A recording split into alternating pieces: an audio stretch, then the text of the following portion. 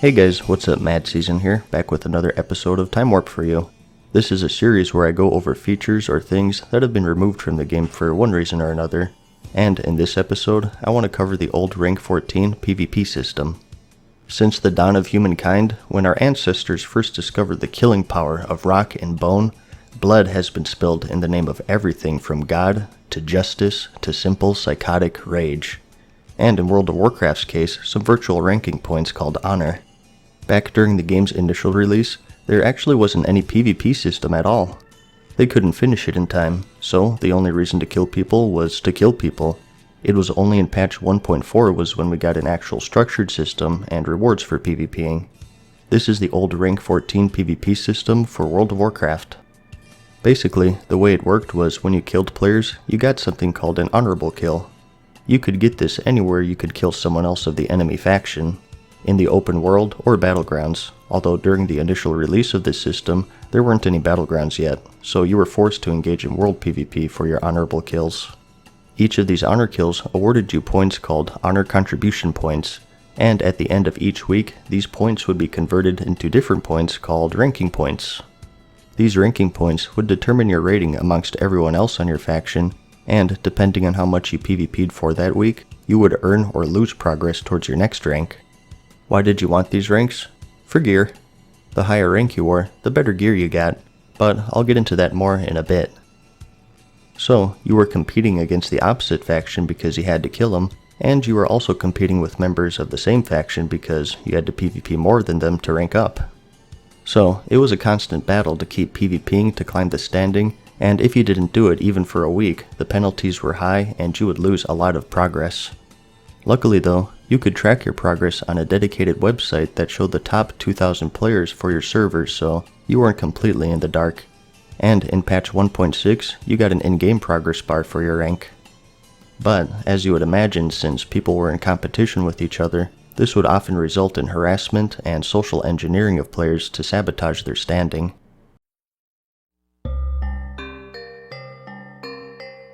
So, there were 14 ranks total listed here, and the amount of points you got per honor kill increased the higher ranked player you killed. Killing a Grand Marshal would give way more in comparison to a private, for example. They also had systems in place to where if you killed the same player multiple times, you got a reduced amount of honor, so you couldn't just log on to an alternate account and farm your own character over and over to cheat the system. Although the highest level rewards were obtained in ranks 12 to 14, you did get access to special items for every rank. At rank 1, Private or Scout, you got a tabard, and at rank 2, you got your PvP Trinket, which freed you from certain crowd control abilities, a must-have for PvP. And, just as a little fun fact, this was also when these trinkets broke certain CC effects for certain classes.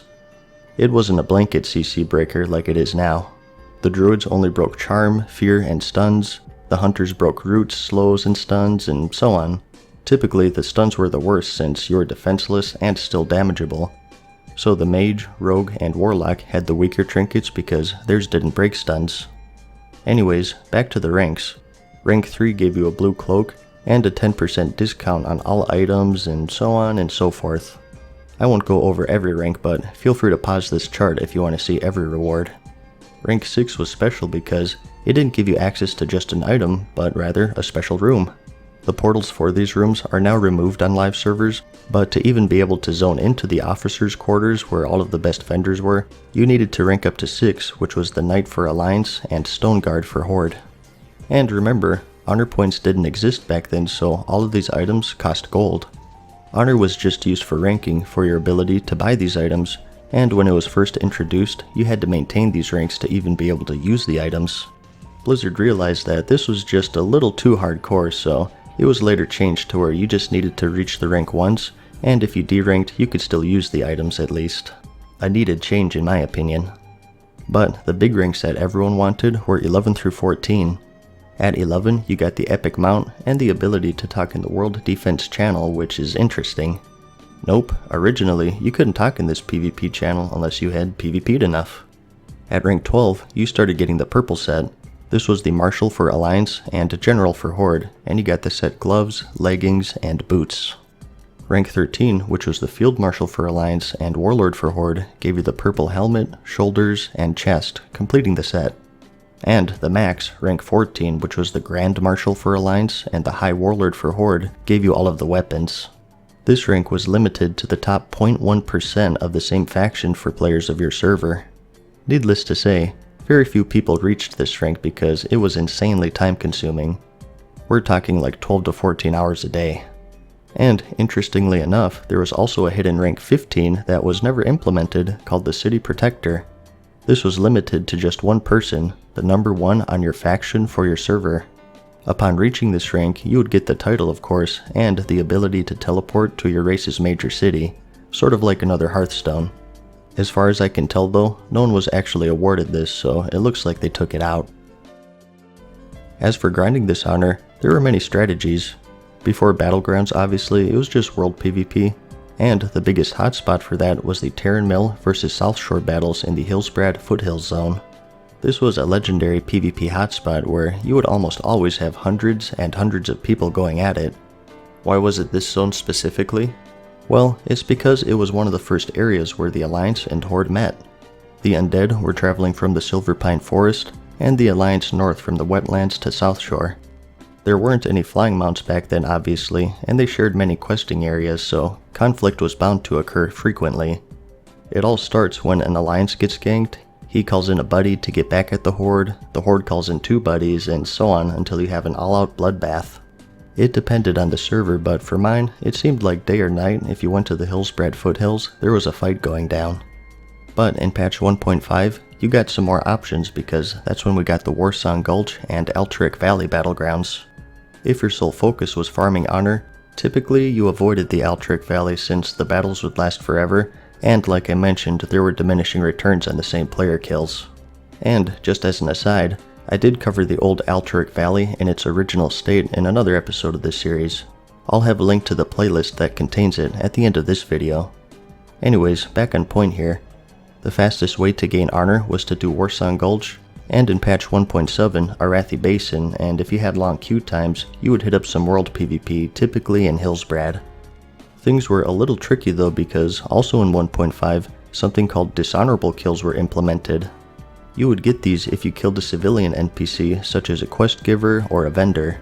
This was really tricky because obviously PvP was hectic, and with all the AoE going down, pets pulling, etc., killing these low-level NPCs quest givers was gonna happen. And you didn't even need to hit them. Even if you were just in a group with someone who hit them, you would also get the dishonorable kill, which immediately gave you penalties to your ranking. So you had to be very careful in engaging in world PvP, and this was one of those sabotage things I mentioned earlier. You had to be careful who you invited because some people joined solely to give you a dishonorable kill to sabotage you. So that's about all there was to it. There were a lot of different aspects and quirks with it, a lot of interesting stuff, but also some flaws. The whole system was scrapped in patch 2.0 to where you just got honor points and arena ranking for your gear.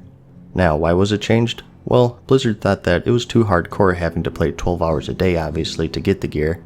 And just from a design standpoint, competing against members of your own faction wasn't the best idea. They wanted you to hate the enemy faction, not your allies.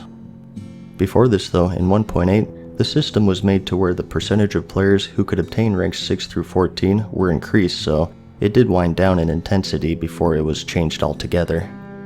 From here though, the honor system remained largely the same, using the honor points currency in combination with the best gear being locked behind arena rating, and then rated battlegrounds when they were released. And finally, in Legion, you got the prestige system, and honor gear was only obtainable randomly through caches and winning games, and the quality of that gear is increased the higher ranking you are. I won't go into that too much though, since I just wanted to focus on the old rank 14 system for this video. It was a very interesting system, very grindy, and to me, very nostalgic. The highest I got was the Lieutenant Commander rank on my rogue, as you can see, just one shy of the mount. Dang. But that's about it for this one. As always, I hope you found this video interesting or entertaining. Like it if you liked it, and I'll see you in the next episode of Time Warp. Peace.